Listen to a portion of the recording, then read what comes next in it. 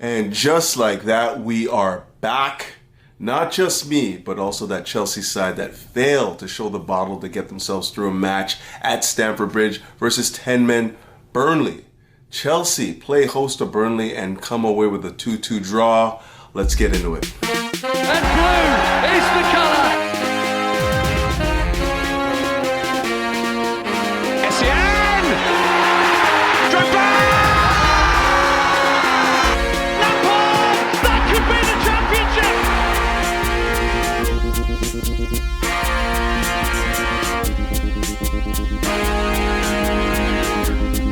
Greetings! Welcome back to Couch Critic with me, Dennis P, for what is your Chelsea match review, and more specifically, that tactical synopsis of Chelsea's performance against 10-men Burnley at Stamford Bridge. But you already know, I know it's been a long hiatus between episodes, and I apologize for that. I've been on the road, I've been touring and whatnot. As you all know, I am a musician, and it's been hard to get these particular episodes out to you, but here we are, we're back again, and we need you to do this quick favor. We need you to hit the like button, hit the subscribe button, hit the bell notification button to keep up with the latest and the newest. It will help me and help my sponsor, who go by the name of Major League Socks. And fellas, if you ever want to walk in the footsteps of greatness, you know what to do. Just hit them up. The link will be in the description. Whew, and exhale. Wow, I really don't know where to start, guys. It's been a long time. There's so many things that have happened since my last episode. Obviously, Chelsea haven't really been playing the greatest football. They also have a plethora of injuries to deal with. And, you know, we're just in fits and starts. We haven't gotten out of first gear the entire season. And it's culminating now. We're at maybe 10 games left into the season. And we still haven't seen any real signs of improvement. We haven't seen the full squad together. And it's just getting to the point of frustration for a lot of Chelsea supporters, myself included. And, you know, I'm not taking away from what I've been saying before. I still think that same things apply. You know, this Chelsea side are very, very young, very, very inexperienced, and lack the details that it takes to win matches, and that only comes with time and maturity. But through that, when you're seeing this side, when you're watching this side trying to mature and get to that next level of their football evolution, it is a painful, frustrating watch. Just painful. And today against Burnley was no different. And, you know, Chelsea playing against a 10-man Burnley side and failing to see through the match. So many opportunities in the box, so many opportunities, 1-2 combinations in and around the box.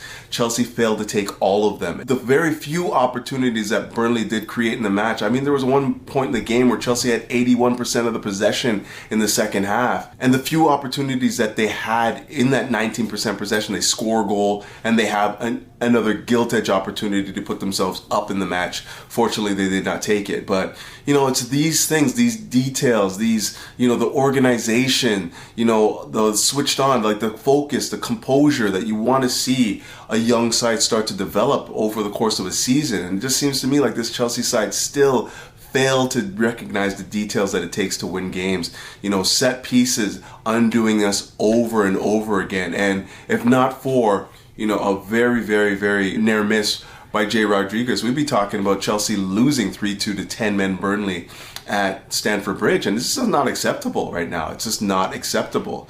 You know, we're not taking our chances. We're not very good in transition, and we're not very good in our boxes. You know, whether it be offensively in the box or defensively in the box, we're just not very good. But in this match review, I'm going to be focusing on Chelsea's defensive box. And what you will notice when we do this match review is there weren't very many opportunities where Burnley could actually hurt Chelsea. But, you know, the two that they took, obviously one was a little fluky, the Cullen goal, a little touch, and then he hit it, wonder strike. But other instances in the match where Chelsea were just so poor in their box could have led to more opportunities for Burnley to score. And we're going to look at that and analyze that and figure out what the problem is with Chelsea's defensive structure. Now, it'd be very easy for me to analyze this game from an offensive perspective, basically down to the fact that Chelsea had so much of the possession, so many of the chances, so many shots and whatnot. But the reason why I want to look at the defensive aspects of this game is mainly because I've already focused most of my season, most of my reviews on Chelsea's offensive ineptness. So we already know what the problems are there.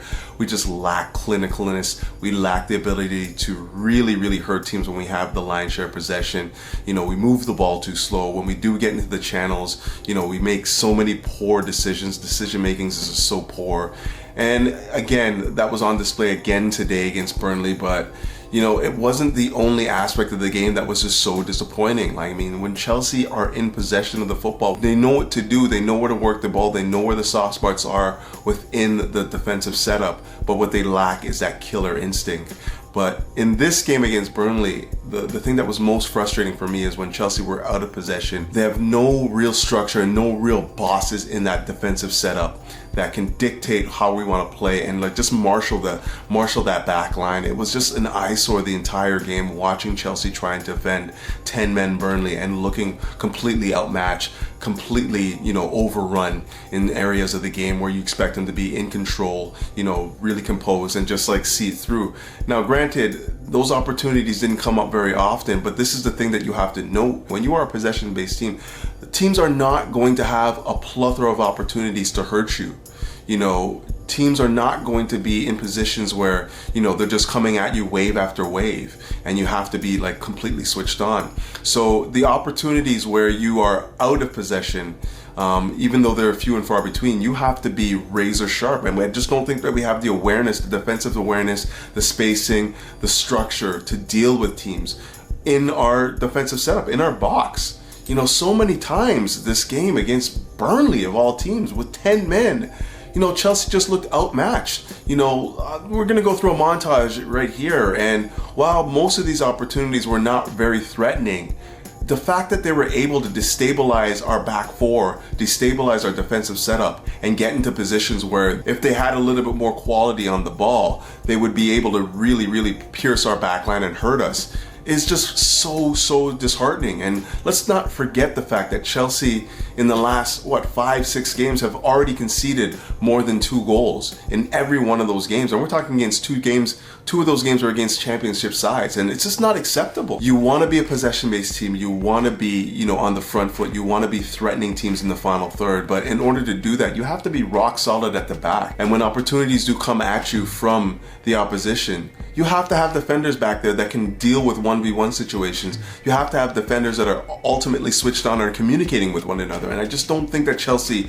possess that right now. Whether it be Disasi or Badiashile today, both of them were just so poor. So poor. Particularly Badiashile, who, I know I've been saying for more than a year now that I just don't trust this guy. I don't really trust his footwork. I feel like he's very mistake prone and he doesn't really deal with defensive situations very well. He seems to be watching the ball and doesn't really judge the flight of the ball very well as we can see in some of these montages here. And, it's mandatory. If we're going to be playing as aggressively as we are in the final third, as aggressively, as many bodies we have pushed forward and whatnot, we certainly have to have a rock solid defensive pairing, and it just doesn't look that we have anything close to that right now. I really think that if Chelsea were in a position to go back into the market and really address the defensive structure, I would just be looking to buy another 2 center backs and selling the ones that we have right now, because I don't think that what we have right now is good enough to compete at the high end in Europe, the high end in the Premier League and whatnot. But truly, the aspects of the game that I really think that our defensive structure lets us down in, it's from set pieces, and it was so glaring against Burnley, who were down a man. I mean, Chelsea in these situations where you're up a man and you're defending set pieces should have somebody that can just like roam and attack the ball. And so many chances in that second half where Burnley were attacking headers, we had nobody even looking to attack the header. Nobody even looking to, just challenge in the air. And that's just so poor. Your upper man, you expect to have a free man that can go and just challenge. And, on so many occasions in that second half, Chelsea just looked second best. They looked like we were down a man because we left Burnley with so many opportunities within our box at open headers. One obviously taken for the goal. Obviously, Petrovic should have done better, but at the same time, open headers.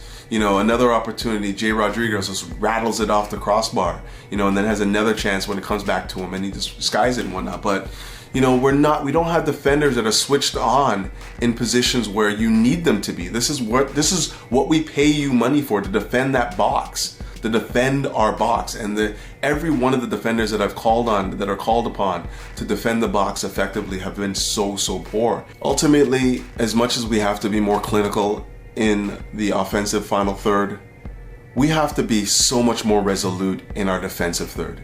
Like, if we are looking to climb up the table, like right now, the table doesn't lie as far as I'm concerned. Chelsea are just really, really poor defensively and really, really poor offensively. We just don't take enough of the opportunities that we create. So the table doesn't lie. We are where we are because we're just not very good. You know, very truly. I mean, there's no way around it. Like, the table does not lie. And, you know, until we can improve our defensive structure and be a little bit more resolute in 1v1 situations, be a little bit more resolute when defending set pieces, be a little bit more switched on, be a little bit more composed, be a little bit more aggressive. Like, so many things we lack defensively right now. Until we can do that, we're just not going to see a Chelsea side that is, you know, ascending up to the table and challenging for higher honors. But I do think I'm going to wrap it up there. I know I didn't spend a lot of time going over this match because there really isn't much that I haven't said in the past. You know, Chelsea are just very poor in their boxes. We were very poor offensively. When we have defensive situations, when we're in defensive situation where we need somebody to have a defensive action that can, you know, snuff out danger and whatnot, we just don't have the defenders that are capable of doing it. And, you know, all this culminates on a, you know, 11th place team right now. You know, that's where we are right now. We spent a shit ton of money the last 2.5 years, 3 years on defenders, midfielders, forwards, and we still look like a side that needs more, a lot more. Granted, we have a lot of injuries, and granted, that needs to be addressed. I feel like a broken record. I've been saying this for the last 2 years, that this medical department needs a real, you know, shake. You know, we need somebody that can come in there and understands what it means to compete in the Premier League and what it means to compete in Europe, and train this squad and assess the injuries that we've had and give them proper, like, rehab sessions, you know, proper rehab routines to go through. And I don't think that we've done that well at all. Like, how many guys over the last 2 years have gotten injured and then come back and gotten injured again? Granted, for a few of them, Lavia included, you know, those injuries weren't the exact same injury as they went out on, but like, for more than a few, that has been the case, and that's just poor assessment from the medical department. So I want to see a complete revamp of that whole department, as well as the physios as well. You know, we can also say that maybe Pochettino might be training these guys a little bit too hard. You know, it's a double-edged sword. You have so many people away injured that you can't necessarily give the players that need a break time to break. And at the same time, if you don't train intensely enough, you're just not going to be ready to compete in the Premier League. So what do? So we're caught between a rock and a hard place, and we need to address this ASAP. Like, in the summer, that should be job number one. Get in a medical team, a training team that knows how to deal with the rigors of injuries and the rigors of being a high-level team in the Premier League. But until then, you know what to do. We have to keep that blue flag flying high enough to Chelsea. Peace.